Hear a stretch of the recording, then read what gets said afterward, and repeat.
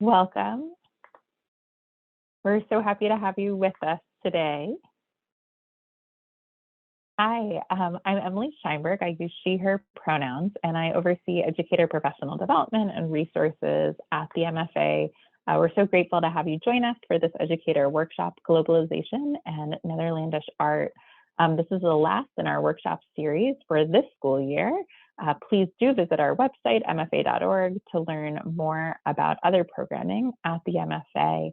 I also wanted to say just thank you in a big way, if I can get the next slide, in honor of Teacher Appreciation Week. We love when we have a workshop during Teacher Appreciation Week, and we certainly extend that to college faculty as well. Thank you, educators, for all that you do all years.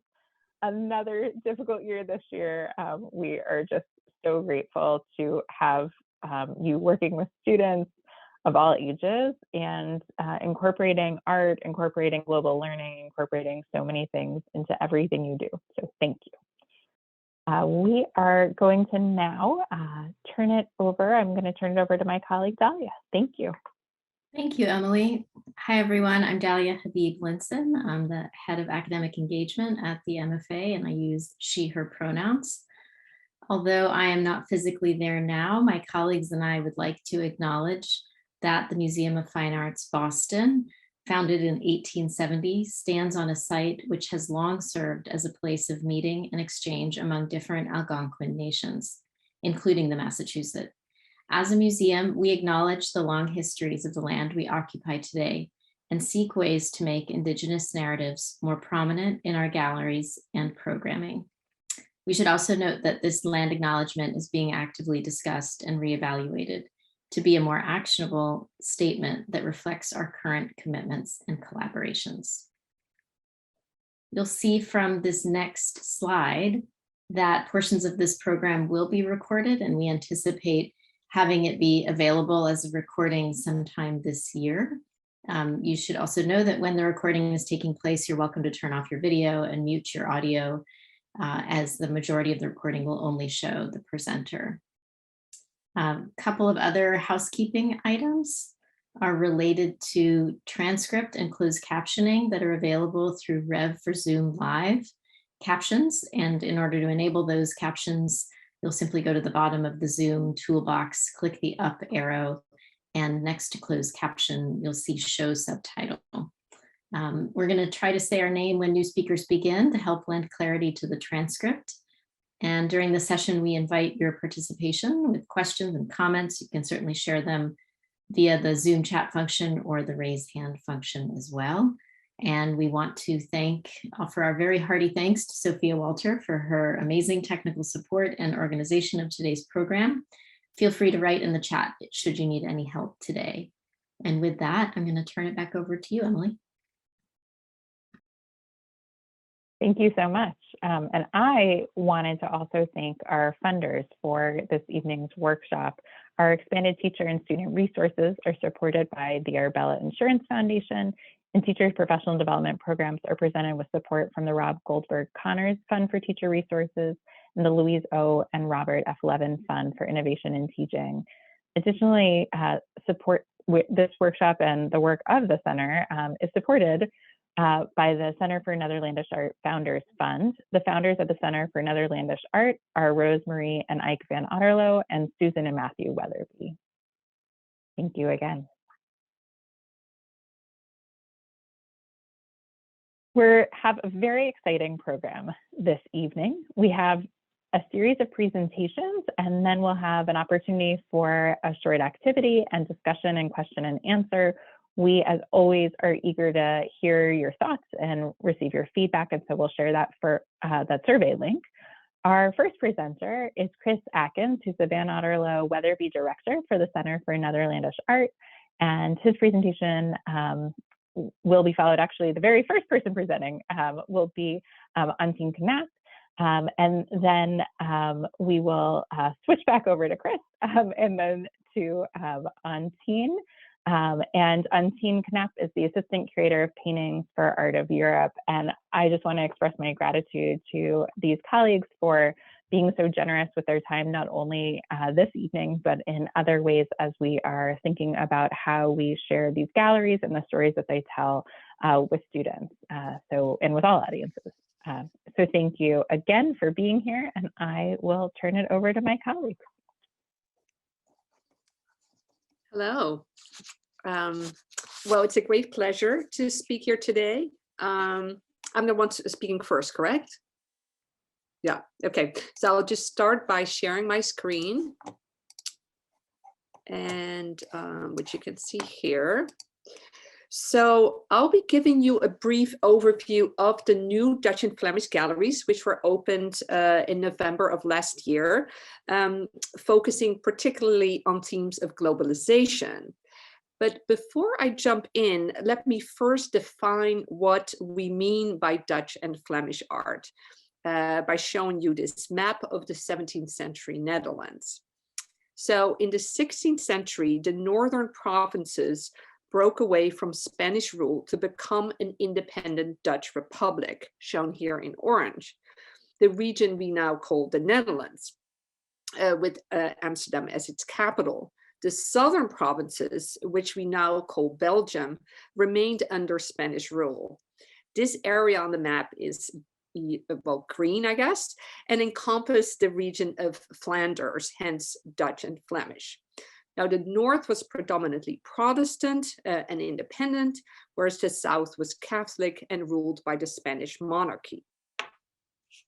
And here is a little inset of Europe, where it's located in Northern Europe. So let me just situate you on the plan. This is the Evans wing. Opposite from the Impressionist galleries is now a group of 7 galleries dedicated to Dutch and Flemish art. Today, I'll take you through 3 of those: the Global Commerce Gallery, the South and North Gallery, and an In the Home Gallery. So here we are in the Global Commerce Gallery, and in this gallery we really set the historical stage and examined the complex trade networks that connected the Dutch Republic and the Southern Netherlands to the rest of the world. We also highlight that this was a period of change. So we see an intensification of trade and the rise of a truly global economy. We see the movement of people, objects, and ideas between Europe, Asia, Africa, and the Americas. And the cities of Amsterdam in the Dutch Republic and Antwerp in the Southern Netherlands, both port cities, developed into global hubs. Commodities in this period became truly global. And it was the moment when Europeans started to consume coffee, tea, sugar, and tobacco, and other products that were produced thousands of miles away. And of course, those products are very common to us today, but they were new at the time. Now, this unprecedented trade generated wealth, which stimulated a demand for art and luxury goods. And it's that art that we're celebrating in these galleries. And then a couple of key events that really propelled global trade. So the Dutch East India Company, or VOC after its Dutch name, Verenigde Oost-Indische Compagnie, was the first multinational corporation, is established in 1602. It has trading posts all across the Indian Ocean in Southeast Asia. The counterpart, the Dutch West India Company, has trading posts and settlements in the Americas and Africa, and is founded in 1621. Now, the VOC had expansive powers. Their ships were heavily armed, and they conducted trade not just through diplomacy, but also by military force and the expropriation of land. Slavery and forced labor of different kinds were widespread, and plantations and mines in the Dutch Republic, in plantations and mines in the Dutch colonial empire. The aggressive expansion of the VOC in the 1620s led to the destruction of Jakarta in present-day Indonesia, the killing of the indigenous population of the Banda Islands, and the colonization of Taiwan, among other territories. So you'll see that how we define the VOC is very important, because it's traditionally presented as a merchant company or even a trading company, but in very fact, it waged wars and acted in violence, which is often sort of left out in traditional narratives. So back to the gallery. This gallery really brings together paintings, books, and objects that are in one way or another connected to global trade. On the back wall, you see 3 large seascapes that highlight the Dutch power at sea.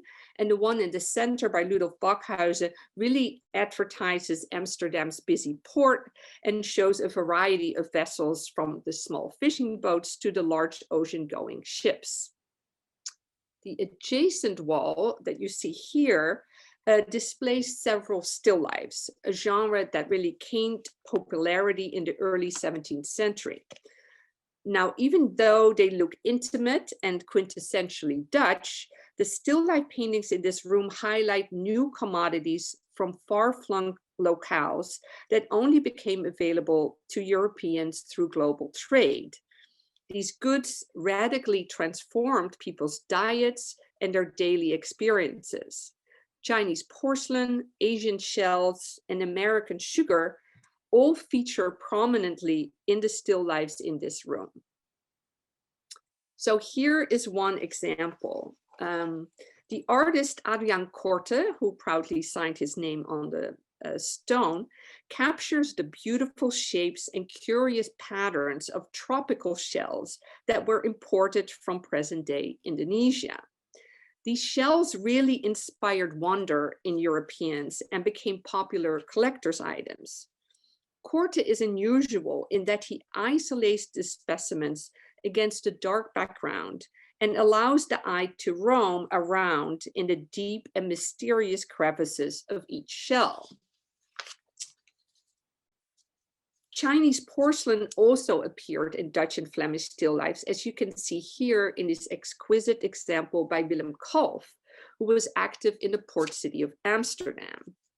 By tilting the blue and white porcelain bowl, he captures the delicacy and translucency that make these objects so desirable.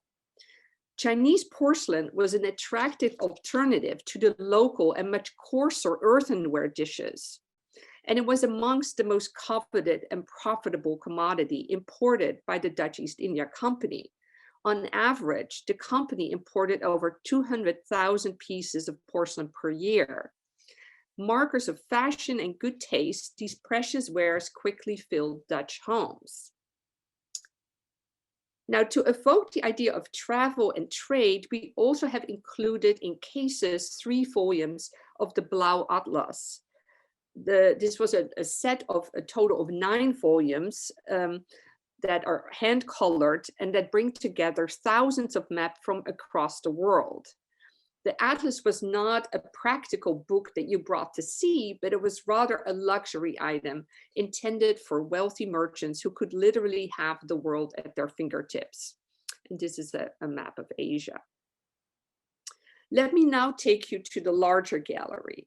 Here we can, so we've been in this small gallery, you come out and then you get into this space.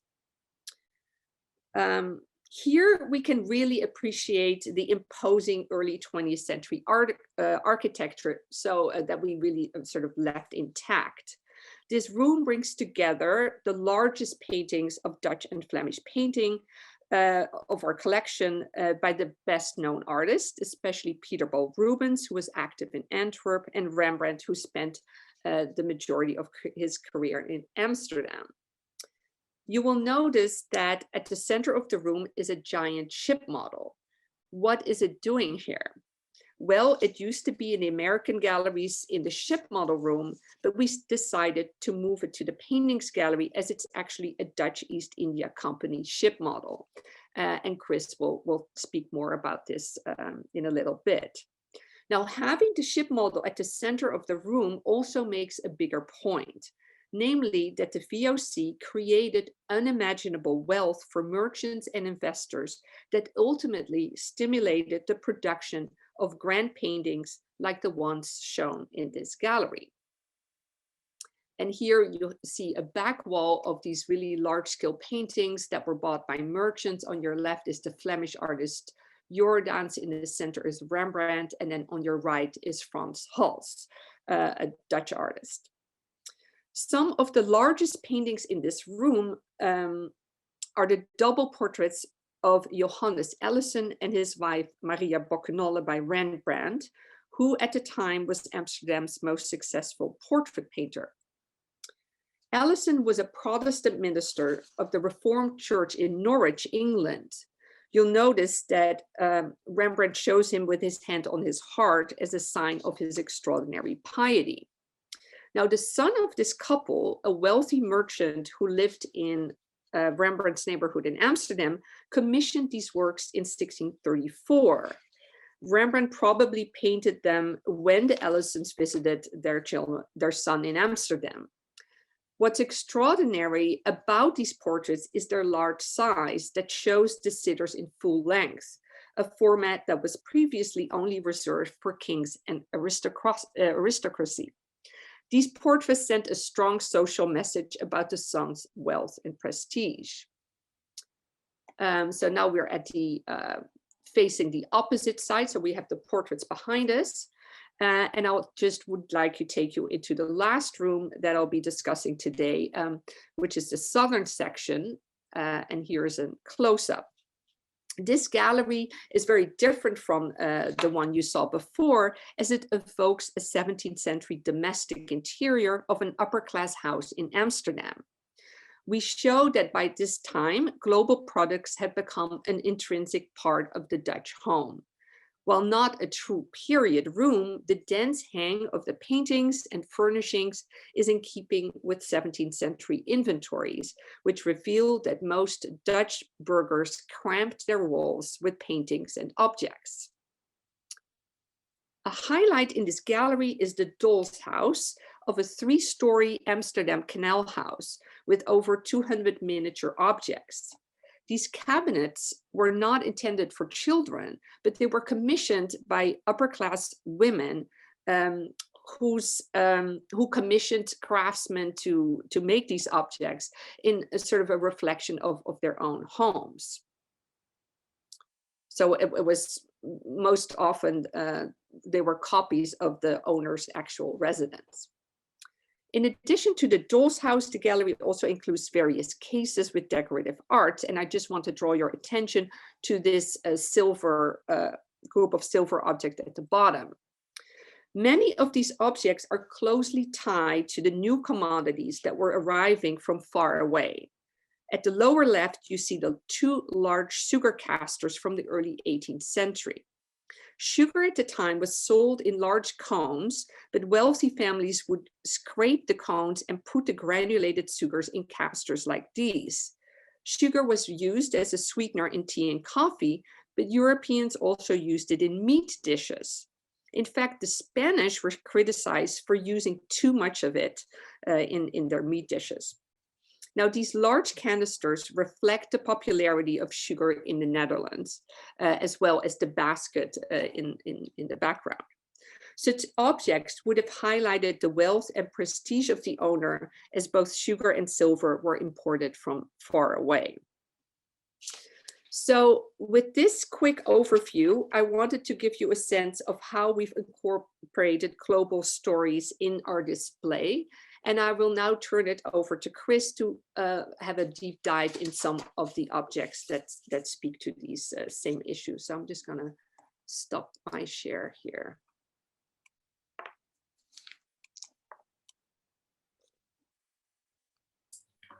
Thanks, Antien, and good afternoon, everyone. Thanks for joining us. It's a pleasure to be here. I'm going to first share my screen.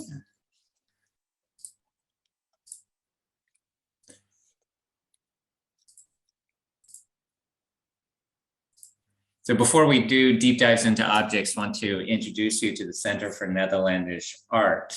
The center began, or the ideas of it began in 2017 when the Van Otterloos and the Weatherbies gave their gifts of 114 17th century Dutch and Flemish paintings to the MFA. But they also established the initial funding structures to create the center. Our mission is to promote the study and the appreciation of Dutch and Flemish art in Boston and beyond. And works of art are our anchor, and this is what makes us a unique initiative, being a research institute located within a public-facing art museum. We have great works of art at the ready to be able to utilize and engage, and indeed to part of the idea of the CNA is to engage the collections here at the museum. We've been doing a number of things. We've just recently launched the center, and we've had three primary pre-launch activities: the reinstalled galleries, working with curatorial colleagues, as Antien has introduced, constructing the CNA library and forum on the ground floor of the Evans Wing, and developing our partnerships and programs. Core or central to this is the CNA library. So we have a library which began with the collection of the late art history professor Egbert Haverkamp-Begeman, fused with the relevant materials in the MFA library. In total, we have 43,000 volumes, including 300 rare books. We're open to the public. So please, if we can be a resource, if you want to conduct additional research related to your courses or anything that you're working on, please reach out to appointment at cna@mfa.org. But so what are we doing with our programs and partnerships? We're very interested in academic engagement and have a number of programs in place, pilots. What we're really trying to do is find ways to connect students and faculty with objects. So in addition to the wonderful things in the galleries, we, for example, have been hosting a course every Friday afternoon from Brown University, next semester with Boston University, and other opportunities on individual visits where we can expand the opportunities of what's available in the galleries.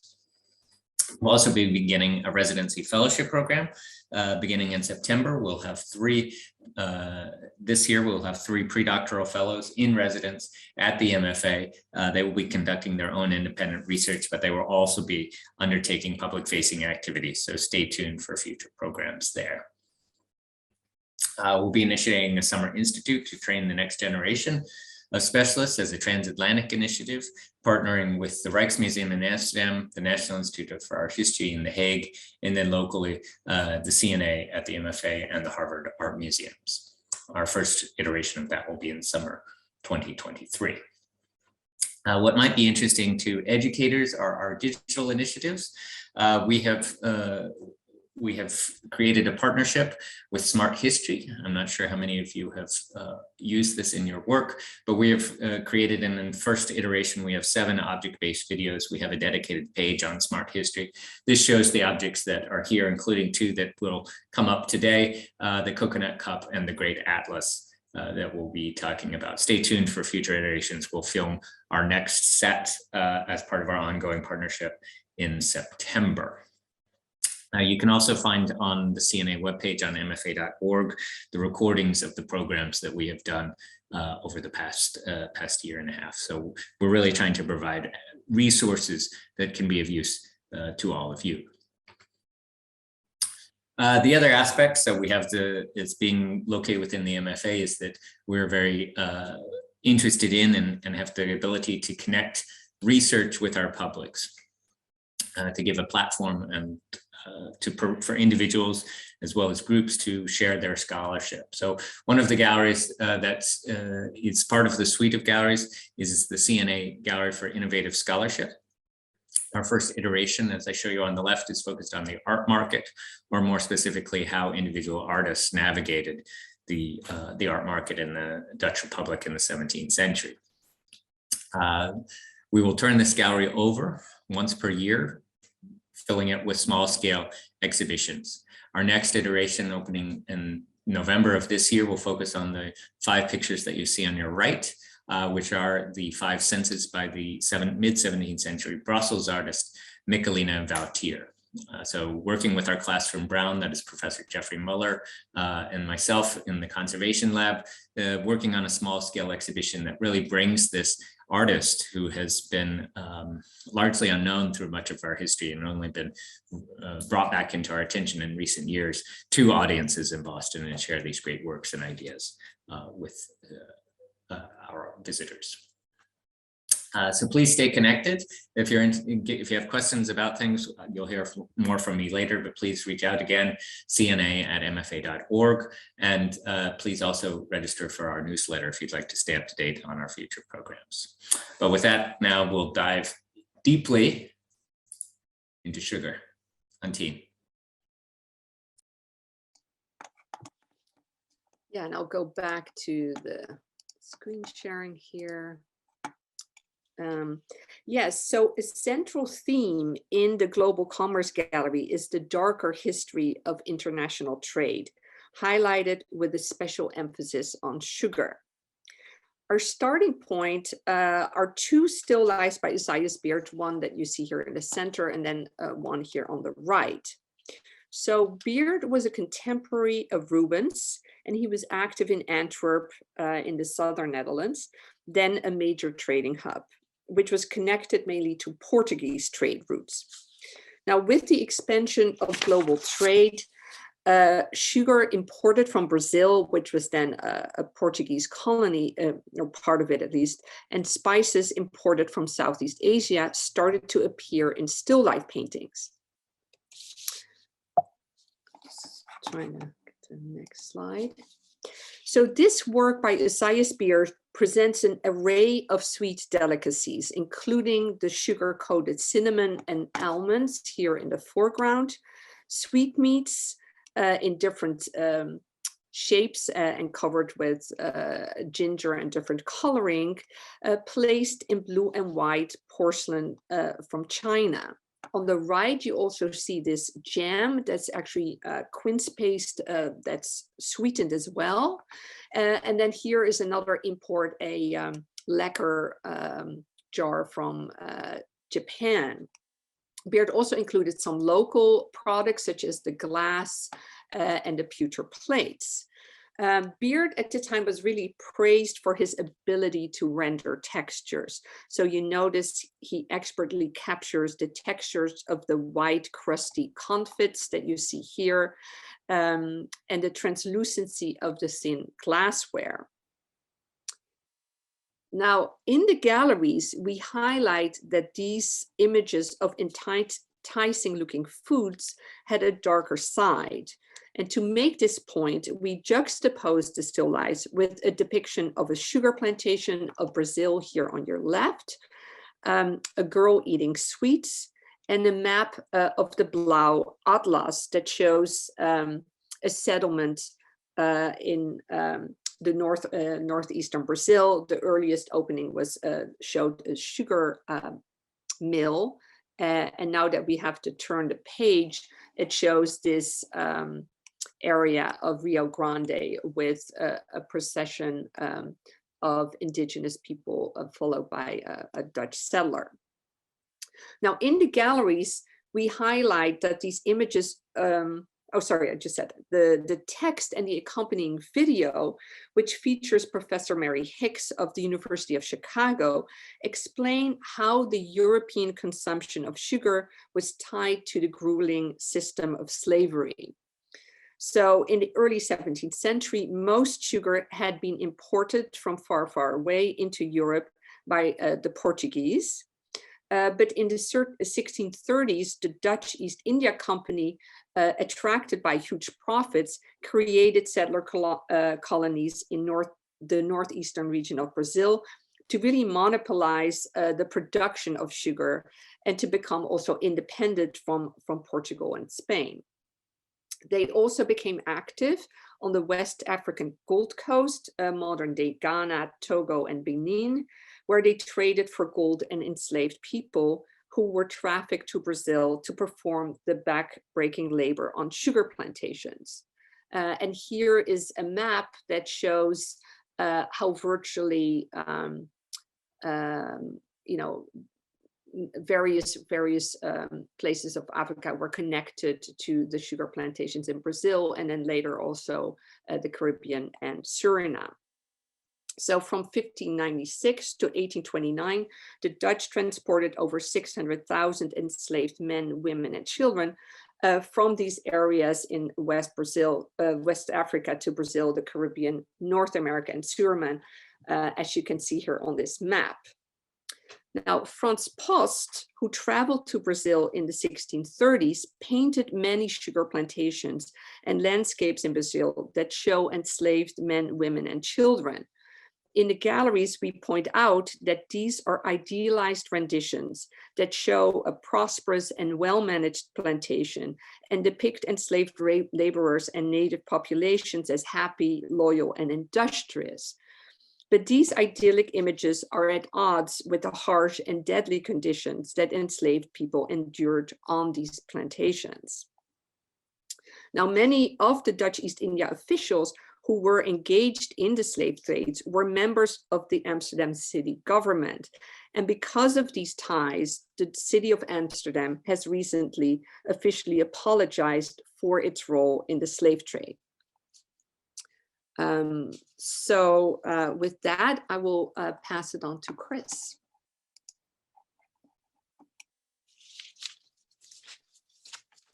Thanks, Antien.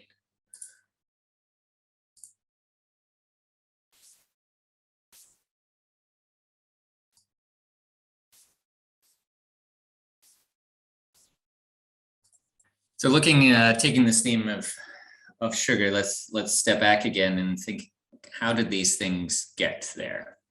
So this is a pretty dense map, but this begins to illustrate the depth and the extent of the trade that was going on across the world, centered in Amsterdam from the Dutch East and West India companies.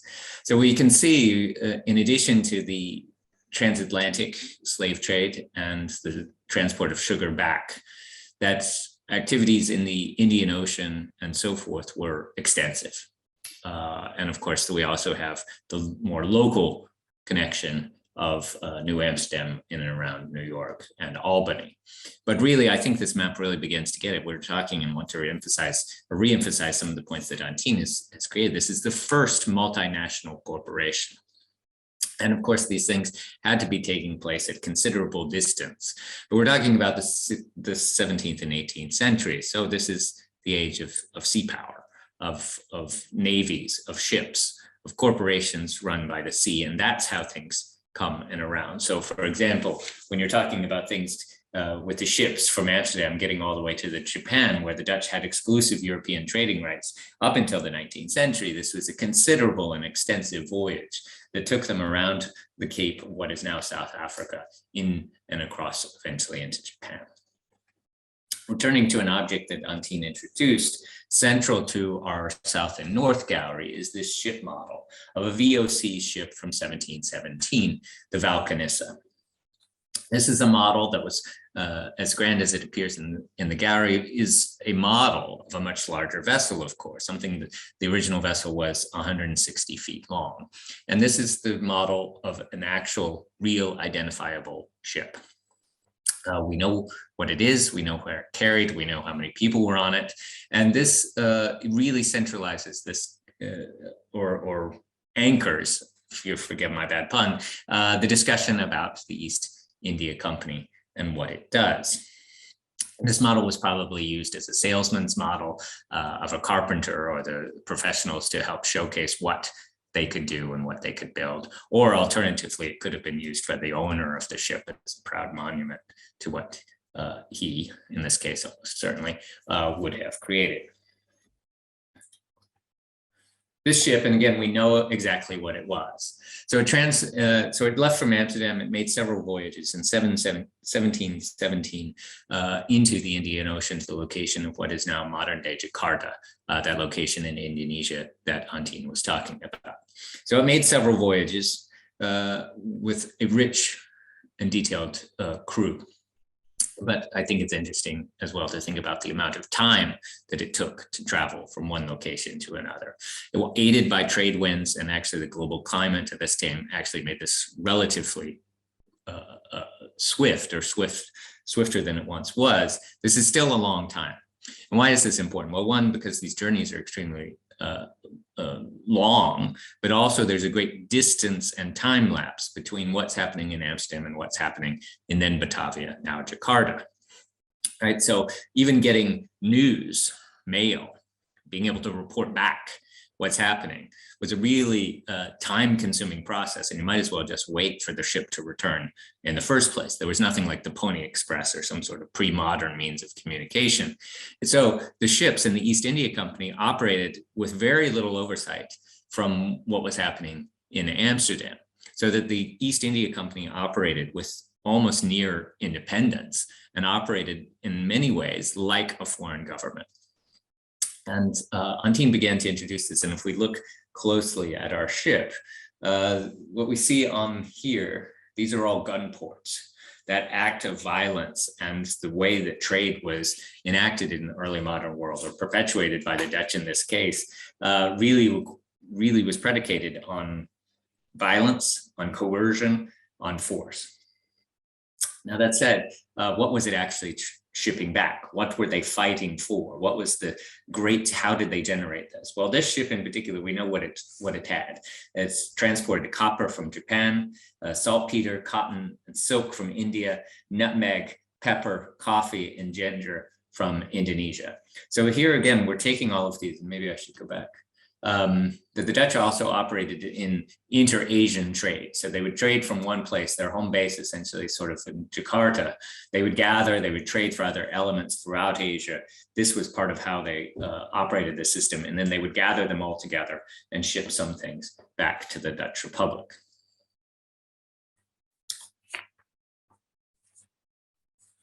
And so again, we foregrounded this journey. This is but one example of the types of ships, of many ships that were undertaking those journeys, and really placing it in the center of the gallery, even though, as Antien said, the majority of these objects in here are not directly related to the global trade. It was the wealth that was generated. So even the other merchants or the baker or the cobbler, those individuals were participating in the economy of wealth generated by global commerce and global exchange. So we really wanted to foreground that discussion and make it center, make it the elephant in the room, if you will, for these great masterpieces. Because it really was. It's been compared that the VOC, the amount of wealth generated, was on par with Apple, Google, Nike, and other companies all combined. It's really hard to imagine what this did and how this transformed the economies and, by extension, the cultures of the Netherlands. So if we take that in mind and then we return to some of the other art objects and we look at what's depicted, such as the seascapes, or more particularly the Ludolf Bachhausen that Antien introduced earlier, which shows, here you can see a little bit more, the port of Amsterdam, all the ships that are coming in. What are those ships doing, those seascapes? They're beautiful objects, of course, where artists were able to create the appearance of, or illusion of textures, the ephemerality of clouds, the beating of the waves, but it's also really a portal into this moment in time. And here Amsterdam, as the center port, as we've been talking about, really was crucial. So to record this in painting was an important moment. And indeed, the seascapes in part act as records of the very issues of global engagement. To take another example, located on the same wall, this is Cornelis van Verbeek, a recent acquisition from about 1630, where instead of Amsterdam, what we see in the distance is the town of Dunkirk, today on the Belgian coast of Flemish territory. And these are Dutch ships, though, outside that port. Why? Well, they're privateers, essentially pirates, who are blockading the port, trying to constrict trade, trying to assert their dominance in the local market by not allowing the Flemish to leave the ports and engage in their own acts of trade. They're also pilfering, privateering, forcibly attacking. We see again all of our ships with their guns at the ready. This is part of the age and culture that they're taking part in. And so we put these together, these seascapes, again, these beautiful paintings, which are often talked about as purely as works of art, and we try and put them in a visual culture, in a social cultural context, here in this context of this gallery devoted to global trade. And I want to hone in a bit on another volume of the Blau Atlas. We have three of the 9 volumes are located in this gallery. Antien's already showed you one. Where we opened up here was placing this, the Central Atlas, the first volume, where it's opening up onto the world. And it's worth reiterating here another point. This is not a travel guide in that it's not the type of object that you would have taken with you. Instead, this is this very large book in multiple volumes, hand-colored, gorgeous, elaborate. And it does show their knowledge of the world, right? And it's a fairly accurate representation. If we look at it, we can see this looks very much like what we think the world looks like today. There are a few exaggerations. Visitor from California pointed out that Baja California seems to be much larger than it is in reality. But overall, this is a pretty accurate representation.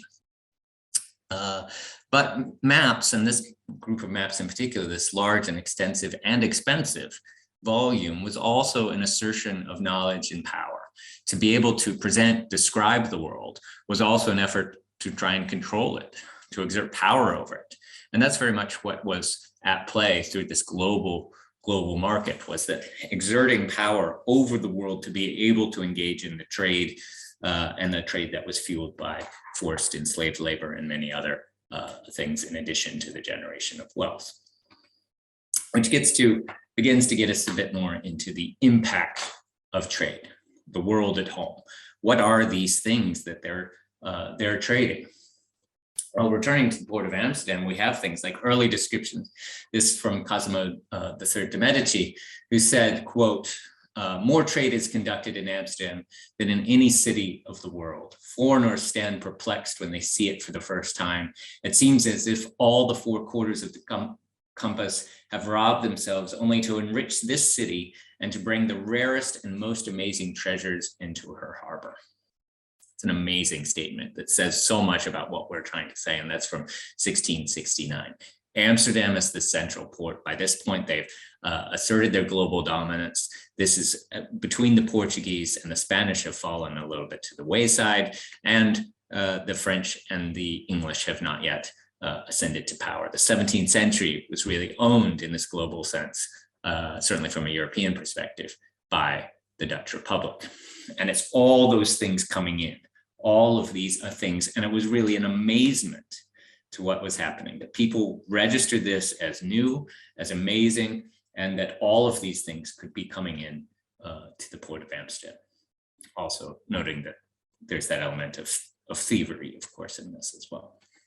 And we see this in other instances. This is something that is not in the presentation, but I want to show it here because I think it really communicates this. So this is an early print from 1611 of a view of Amsterdam. It's a very large, it's actually 4 sheets across. So let me try and hone in a bit.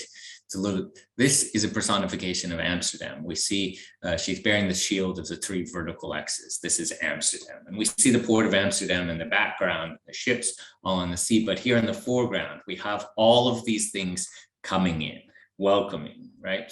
Or that's what Amsterdam is doing.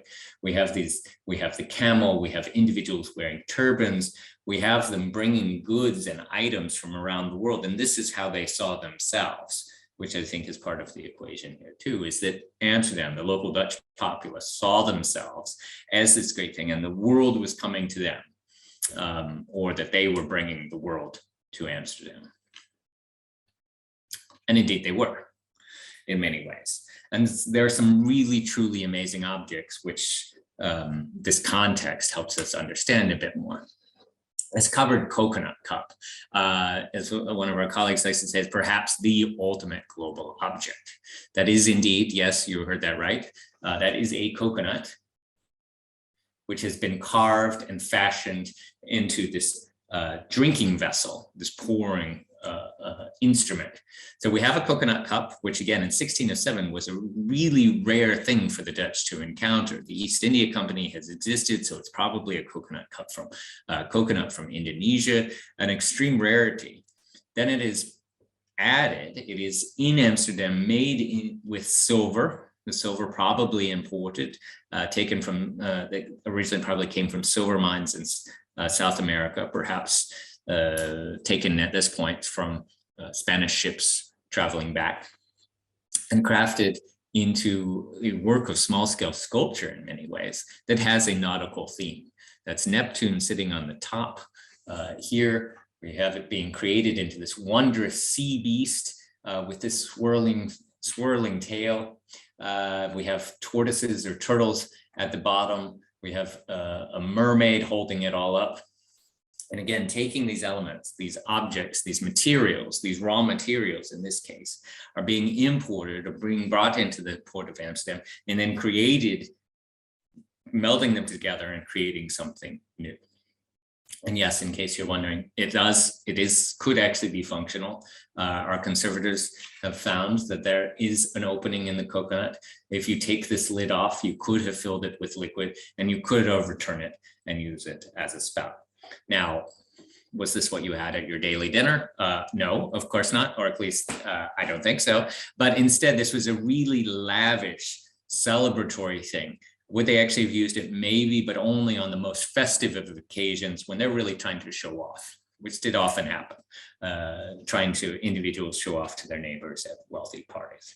But this together brings so many ideas to the forefront of the importation of raw materials that are then crafted into something new. We also have, what else is being imported? Well, we have these other items. We have items such as tea, which is, yes, commonplace, really easy. You could probably get, I don't know, what's your packet of tea today? Costs $1. You probably buy them, a whole set of them. But this importation and the amount of distance and the amount of effort and the amount of force that was involved to bring these things to Europe made these extremely costly and luxury items. It also meant that all of a sudden Europeans had to come up with new objects. Okay, I've got tea. I've just purchased some tea. What do I do with it? Well, you make it, you serve it. Okay, now I need a teapot. I also need to be able to store it. So I need a tea canister. Believe it or not, these were things that had not existed as object-specific types. So the importation of goods registered, but it also created these trickle effects or these ripple effects where the cultures needed to come up with teapots, tea canisters. Notice, of course, that the tea canisters, while they are produced locally, have these Asian decorative motifs to communicate because they really thought of tea as in relationship to this as an Asian commodity. And this happens in other things as well. We saw already from Antien, we saw the sugar basket and spoons. If you have this new commodity of sugar, once it gets to Europe, in this case to the Dutch Republic, they devised these new spoons, these serving mechanisms for this new wealthy good. And likewise, a very opulent example, but when we talk about something that's perhaps in a more American context, tobacco. You had to have the types of forms to be able to store, to serve, to smoke. And we see these. So then once we see this, we begin to see these things registering throughout the visual culture.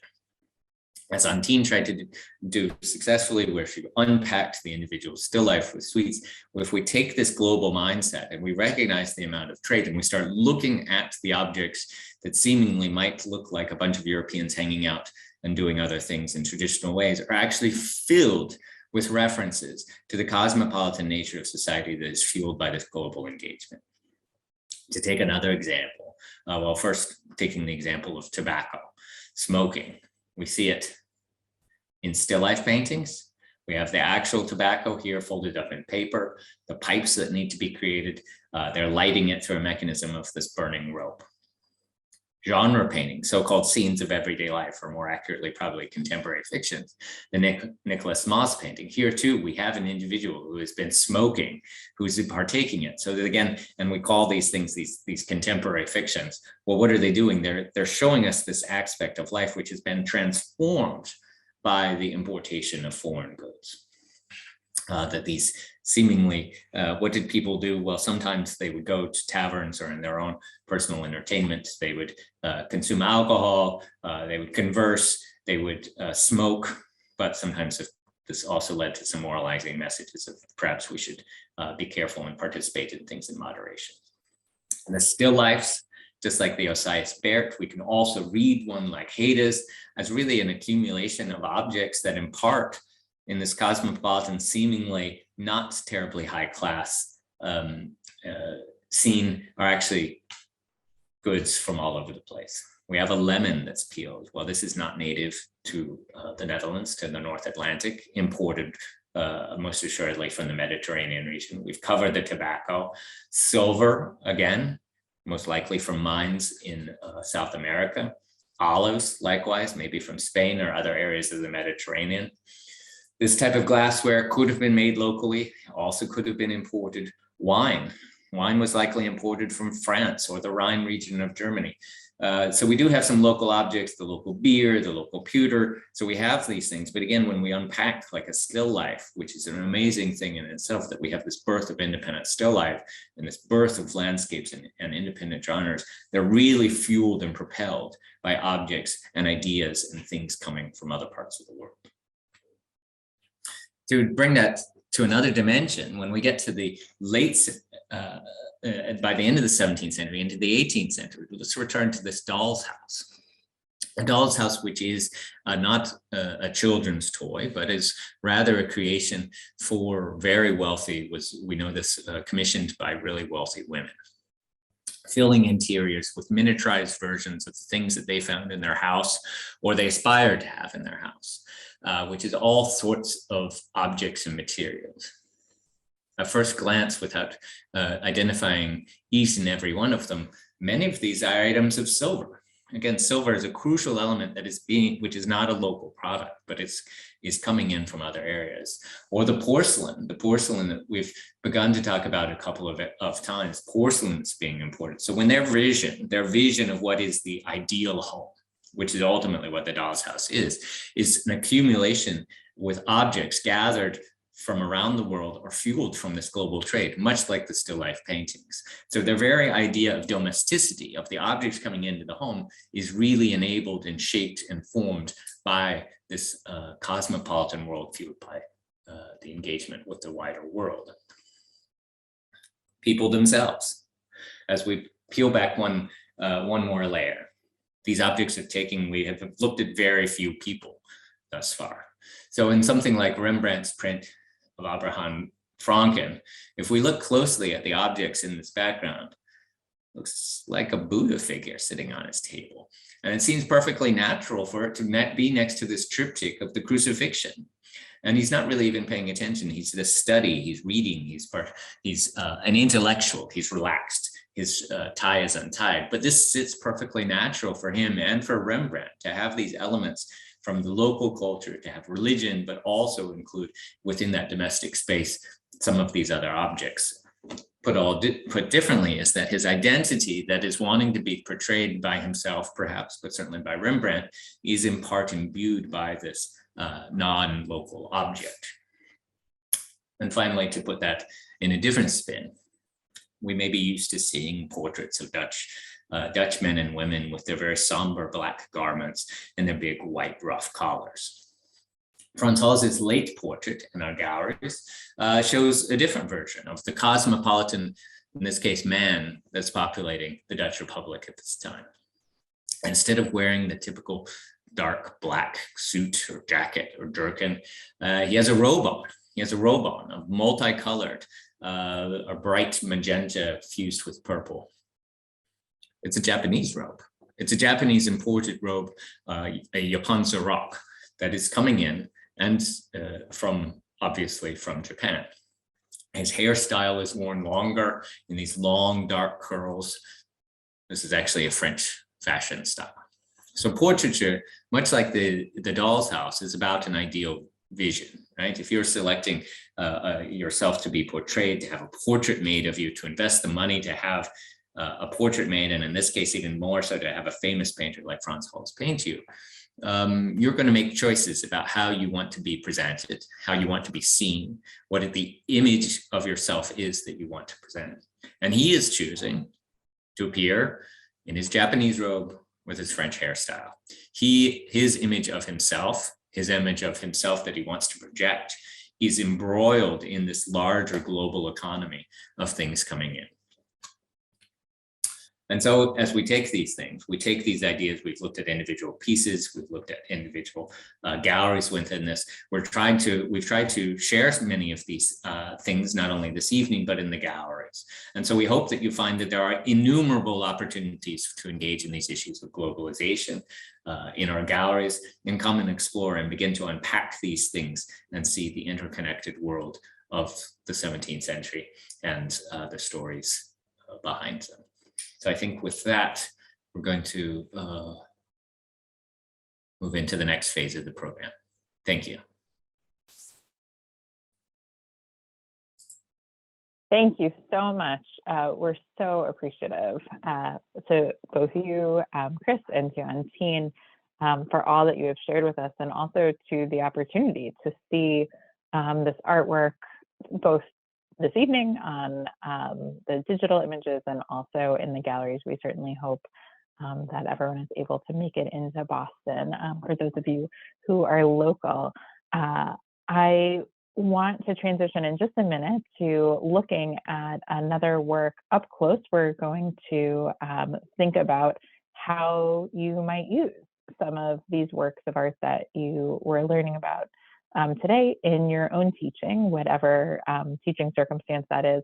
I wanted to mention something that was coming up for me and looking at these was conversations that we've had also with teachers about how present this is for students, that for so many students, this understanding of the global, understanding of all of these different interrelated elements of how a work of art comes into being, how an object comes into being, how trade happens, were very present for their students. And also, for instance, looking at that ship model, I know Antien and I have had conversations about how for many students and visitors in general, even if that particular ship did not hold enslaved people, that presence comes to mind immediately of, this is a ship from this period. And we know from those maps, and how much trade of enslaved Africans was involved. And so how for students that these things will come to mind,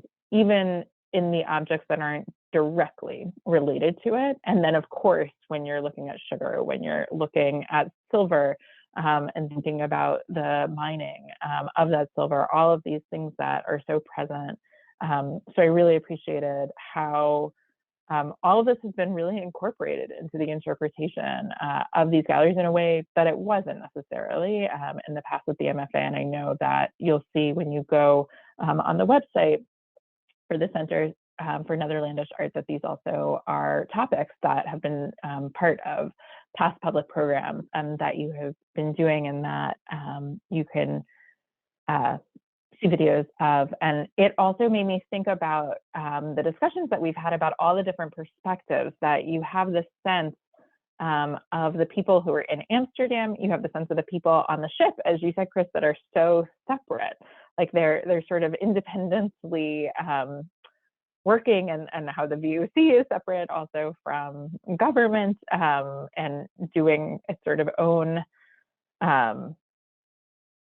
work in the world through force, through all of these different relationships that they're also negotiating. And then also thinking about the people in all of these places that they're interacting with, and looking at those tea caddies made me think of it as well, like thinking about the people in China, in Japan, who are maybe sort of imagined through the depictions on those tea caddies, or based upon export art that was made, that was brought in to this region, and then also sort of their interactions that are happening with individuals in these places when they are doing trade. And so how all of that is really informing this new world of global interaction. And just underlining that for a lot of students, that is what they're thinking about, like that is sort of how they are approaching looking at these objects. And so it's really helpful to be able to have that be part of, I think, the resources that are available related to these as well. Right now, we are going to break into a couple of breakout rooms. And you'll see that now in the chat, you have actually a link to a PDF here, and my colleague Sophia will be sending us into breakout rooms now. As you'll see, there is just a few questions for you to consider, to think about everything you heard. What are the new questions you have? What are new topics or questions that you could introduce to your students that you might not already be covering, that these works of art can help you cover in your classroom or go deeper on? How could you incorporate what you've learned tonight, and what questions might your students have about these works of art? We're going to encourage you to have a discussion for about 10 minutes in your breakout room about those things. And if you can take a couple notes, you could jot a few things down. You could even write some things in the chat and then copy and paste that chat when we come back, because we will be encouraging you to put some of that in the chat for us, or to unmute if you're comfortable, and share with us directly some of what you were thinking about. So we will come back together at 5:43. You'll get a little notice that it's time to come back. So thank you so much for discussing in the breakout room. Hi, welcome back.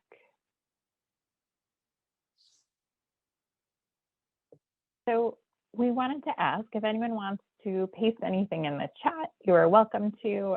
Also, if anyone would like to unmute and directly share out something, or ask a question that came up that you want to also have an answer to, we can sort of combine discussing what you talked about in your breakout rooms, and also what you may have been thinking about, whether or not you talked about it with others, and the questions that you may have for our speakers. I think one of the interesting things that came up, like in our school, we do a lot of social justice teaching. So it's sort of like that's the school philosophy, so that's fine. But like, so there was a question coming up that it's like, how do you, it's fine to teach to the children, but what if you have parents who are reluctant? So that was, how do you approach the parents who are reluctant? And, my philosophy is you teach the children and take the flack, but I don't know. I'd be curious to see what other people have to think. And so Tammy, you're saying like that there could be resistance to talking about the histories of force, of slavery, of all of the things that went into the sugar creation of the wealth. Right. Yes, that's right. Yeah. Yeah, and the goods. And so how to sort of think about the resistance to that. And I think there are sort of two pieces. Maybe you're saying that parents might not be aware that that would be part of this. And so there's this sort of learning of just, this isn't something that, as I said, our museum and other museums until relatively recently were really foregrounding with looking at Dutch art.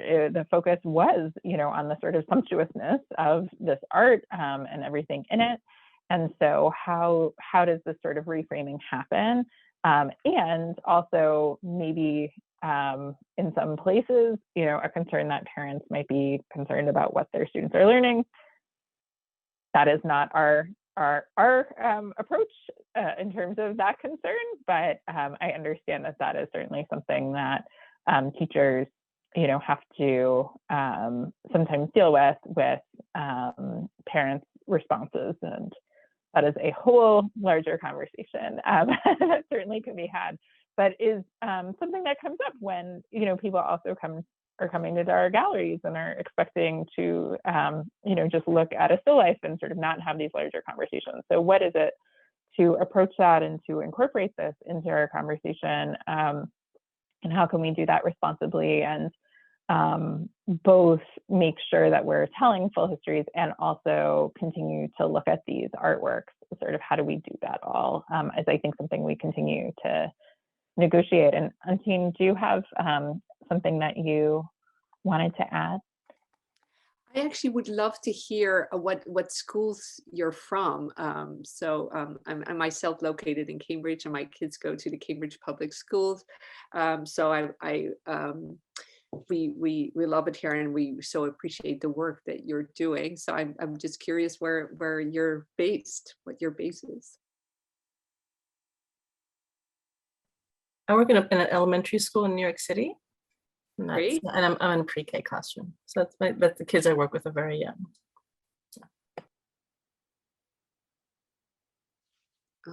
Yeah, maybe I'd love to hear from all of you. We're a small group, so maybe you can just tell us. I'd love to hear. I teach Spanish at Princeton University. Okay. And I was telling the other group that it was very eye-opening because it actually also, there was a lot of connection with the Art, Power and Inquiry Summer Institute. I don't know if Emily, you remember, in 2019. So I am definitely interested in the 2023, and I do a lot of Afro-Latin American literature and talking about slavery, but I had no idea about the Dutch.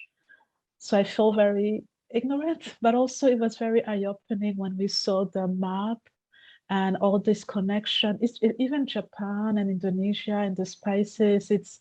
So I think that as I teach still painting, I mean, I include still painting in the language class, I would definitely want to add as well the ones from the Dutch and Flemish, so that way we can have those larger conversations and all those connections. So it also reminded me of the exhibition Asia in the Americas, when we saw all those exhibition connections. So it was very, very eye-opening and I loved it. Yeah, I learned a lot. Yeah. That's great to hear. And also, if you ever, if you go to, there's a, maybe we can share it in the chat. Like if you go to the MFA website, there is an exhibition page for the galleries that have descriptions for each galleries and also videos. So the one I did with Mary Hicks is there. And as Chris said, there's the Smart History videos. So I think if there's a way to share that with the educators, and all the images are also online. So we have an MFA collection search. But you can, I'll put in my email I can always send you images as well if you want them. And we will be in touch with everyone who's here. We are developing something through a program we have called Art Finders, and actually one of the Art Finders volunteers who has been involved with that is here with us. Lisa, thanks for being here.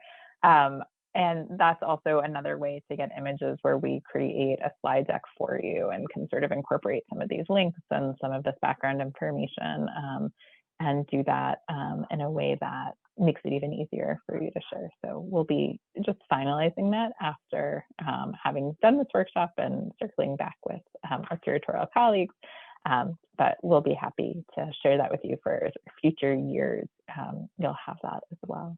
Is anyone else interested in sharing where they teach? I'm as I confessed to my small group, I am actually not a teacher, but I am a parent and a grandparent. And when my own children were young, they went to a private school in Minneapolis, and the Minneapolis Institute of Art had very good programs, education programs for children that would introduce children to the works of art in the museum. And I was one of the parents who would always go and sort of present all this stuff in advance to the kids, and then we would take them to the museum. So it's something I love doing. And I'm also interested in any of the historical aspects. I do have a connection with Davidson College. My father was a French professor there and specialized in 17th century French literature, actually, speaking of 17th century. And but I also belong to the Archaeological Institute of America Society that's based at Davidson College. And so, archaeology includes not only the ancient Greeks, but everything. And so, I mean, all the aspects of research that's gone into, your work on this, in this area is very interesting to me. And I will just say this very briefly. I just coincidentally sent an email to your main email address for the center. I own a 17th century Dutch seascape, And I sent you information about it. And perhaps when somebody reads the email, you'll get back to me. Anyway, because I'd love to show it to you. Anyway, I won't say any more about that, but that's who I am. Well, thank you all for being here and for bringing all of yourselves here.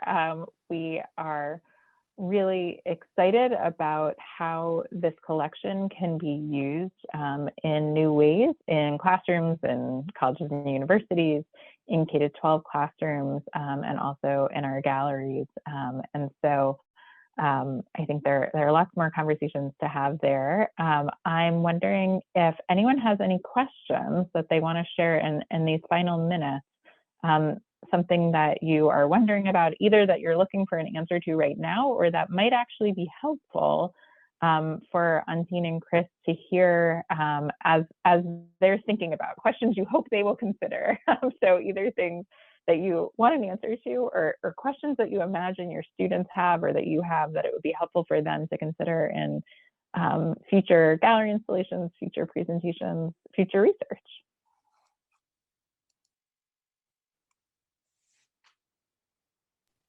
Oh, I was just wondering in the Netherlands if the history is taught the way that you explain the paintings and the interpretation, especially the ghost, the elephant in the room.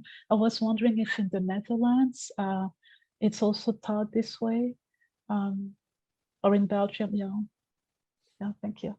Yeah, maybe I'll start first, and Antien, you jump in. But these are really pressing issues, the globalization things, and the Netherlands has been doing a lot of recent work in this area. The Rijksmuseum, the National Museum in Amsterdam, did an exhibition called directly Slavery, where for the first time they explored the national relationship to that topic. There was also really interesting exhibition about the same time called Here, Black in Rembrandt's Time, that looked at and surfaced the small but very interesting African population in Amsterdam. So they're beginning to look at it, and as Antien was beginning to say, formal apologies that are coming out. So these are extremely current and relevant discussions in the Netherlands. And this is really an interesting time then for us, because these are relevant and current. But I think, as many of you are saying, this is somewhat unexpected. We don't tend to talk in the United States about the Dutch case and involvement with slavery and these sorts of things. So it's another interesting model to put alongside those that we do talk about more frequently, and of course our own experiences in the United States and participation. So it's a really fervent topic, and as Emily was suggesting, this is one, and we were talking, Antien and Emily and I were just talking too while you guys were in the breakout room. This is not a finished story. We're continuing to learn ourselves and explore the answers, and as we raise questions and try to answer some of them, more questions and more things come up. But Antien, maybe you can talk a little bit more about how these things are taught in the Netherlands. Yeah, as you say, having grown up there, it wasn't taught when I grew up, and so it's and I moved to the United States, and of course I actually attended lectures at the Hutchins Center at Harvard, and I was in a sense surprised because this had just not been part of the curriculum. And one thing that was really eye-opening to me was the Atlas of the Transatlantic Slave Trade. So the map that I showed you. So this is on, this online resource called Slave Voyages, I think it's .org. And it had, these researchers from Atlanta had brought together all the records, the Dutch, the French, and you can do it by nation. So that came out, 2010 or something. And I remember looking up a year and seeing all these ships with these Dutch names and where they went from. And that was just mind-boggling to me. I'm like, I learned, I took all these classes in Latin and you learn all this stuff, and that was not taught. So that was just not part of the curriculum, but it's very much now on everybody's mind. And as Chris said, there's exhibitions, there's a canon of history that has been completely revised to incorporate those histories. So I think there's a much greater awareness now that also the extent to, so there's this one historian who said, okay, there was the slave trade, but it didn't really contribute to the economy. But of course, that thesis is now very much questioned. And ABN AMRO, the bank, was just recently apologizing for its ties. And the Hope Bank, the precursor to the ABN AMRO bank, about a third of their profits came from the slave investing in the slave trade. So it's really more and more research is done, and now more and more is known, and more awareness. And I think one thing that oh, sorry, I didn't mean to interrupt. One thing that came up when we were talking with a group of teachers also about this content was how many of the goods are coming even outside of enslavement, just from populations that are non-white populations that are in countries, throughout the world where the goods are being acquired, and how are they being acquired, and what are sort of the circumstances there. That was also a big focus for them of how they were thinking about this in relationship with students. Just there are these horrific examples of genocide, and then there also are just these questions of like, what were the circumstances of the trade, and then there are these larger questions of like, how are you talking about capitalism with students, and what judgments are you making? Can you not make? There are certain things, as you said, where it's very easy to say to parents, I'm telling the fuller history here, like this is what I'm doing, and then sometimes you get into these larger questions and sort of ethical discussions that get trickier. And so I think that's one thing that I wanted to mention. I think the other thing I wanted to mention is that in Massachusetts, and I don't know if it's actually different in New York, which may be interesting based on the history of New York, but the Dutch culture, Flemish culture, Flemish history, Dutch history in general has very little role in the sort of social studies standards for the state of Massachusetts. Not all of you are teaching in that circumstance anyway, but I think it's interesting to think about how the history is told differently, and also just how the history is told in the first place. Sort of how are these stories incorporated into learning in this country is something interesting, and sort of why is that this isn't typically part of the curriculum, maybe outside of art or art history, or maybe you have to be in AP history to sort of get it, and sort of what is that impact as well of sort of not understanding this global story and the origins of so many things that we might take for granted now if we sort of don't look at this history in the first place. Yeah. Even the names, right? Nassau and Princeton, the colors and the, I never realized that Brooklyn was the Dutch for breukelen until there was an exchange of the two schools. So the naming is, of course, but that, as you say, that's not taught as much, but there's these traces, I think, of yeah, it's all over the place. There's all sorts of things. Harlem. Why are the New York Mets blue and orange? It's seriously, it is a fusion. It is the orange from the Netherlands and the blue. This is I taught at Queens College for several years, so I got into this for a little bit. But they're all over the place. It's Staten Island. Almost all of the names are either Native American indigenous names or Dutch names. There's also, it's all over the place. And I mean, up the road, if you're interested at Rutgers University, there's a giant sculpture of William the Silent that is a mimic of that's outside the Mauritshuis in The Hague. And the emblem of Rutgers is actually that from the University of Utrecht. There's huge connections, but those of you in Massachusetts, one of the things, and we did a virtual program on that the Pilgrims actually spent almost a decade in Leiden. We think about them coming from England, but they actually first went to the Netherlands to live in exile there. And so I think we're beginning to explore what the impact of their time in the Netherlands was before they came here, and some of those early more Massachusetts connections, which we don't think about a lot as well. And there even are Dutch names that come up when you look at old maps of like the Cape and Martha's Vineyard, I know, and there's a lot of history of interactions between Indigenous people here and the Dutch, it seems, even in Massachusetts, as I know, that was something that came up in another program over the summer. So I think there's just so much of this history that hasn't been centered in what is taught, certainly at least in Massachusetts and nationally.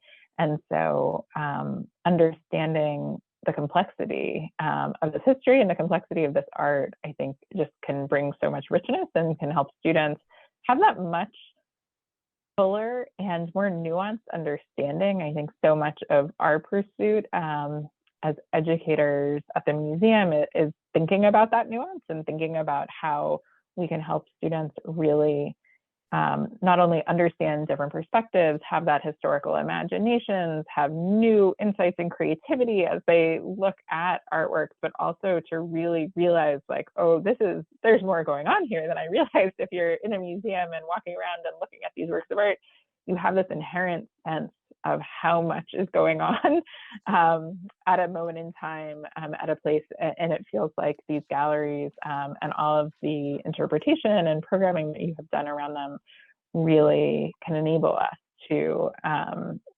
use this artwork and this time period as almost a model for how to complicate our thinking about the history and about interactions between people. So thank you so much. If there are additional questions that you have, we would be happy to pass them on to Chris and Antien. I know they would be actually very eager to hear about what other questions you have or thoughts or ideas. There's Antien's email is right in the chat also. And as I said, we are looking to develop a resource that we can share with you to make it even easier to share some of these images with your students. We can customize something as well if there's something in particular you're looking for. And we are just grateful that you spent your afternoon, evening with us, and so grateful to you, Antien and Chris, for all that you brought to us today. So thank you so much. Take care, everyone.